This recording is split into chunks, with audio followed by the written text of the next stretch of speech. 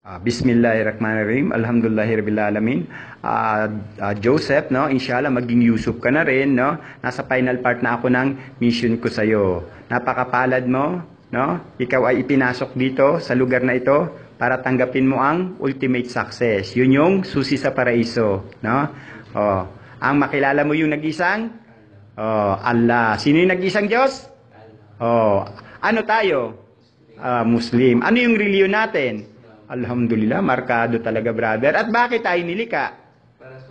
Alhamdulillah. So, klaro na yan sa puso, isip at kaluluwa mo, brother, no? So, hindi ko na rin pagtatagalin yung pagtawag sa'yo ni Allah sa Islam. Pakitaas mo na lang yung kanan daliri. Kanan, brother. Kanan. This means Allah is only one at nakaturo sa kalangitan dahil siya ay nasa ibabaw ng trono niya at ang kanyang trono ay nasa ibabaw ng kalangitan.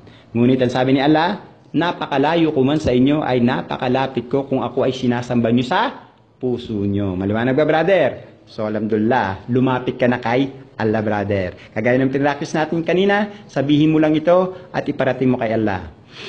Hugot, brother. Ako ay sumasaksi at sumusumpa na walang ibang Diyos maliban pa kay Allah na dapat kong sambahin. Ako rin ay sumasaksi na si Muhammad ay isa lamang propeta, sugo, alipin ni Allah. Ako rin ay sumasaksi na si Jesus, anak ni Maria, ay isa lamang propeta, sugo, alipin ni Allah. Ashhadu an la ilaha illallah wa asyhadu anna Muhammadan abduhu wa rasuluh wa asyhadu anna Isa ibnu Maryam Abdullahi wa rasuluh. Allahu Akbar. Allahu Akbar.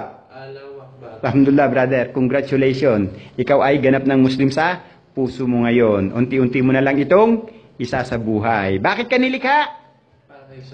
Dapat yan ang isusunod mo. Okay? Alhamdulillahirabbil alamin, brother. Ako ay masaya at maligaya para sa iyo.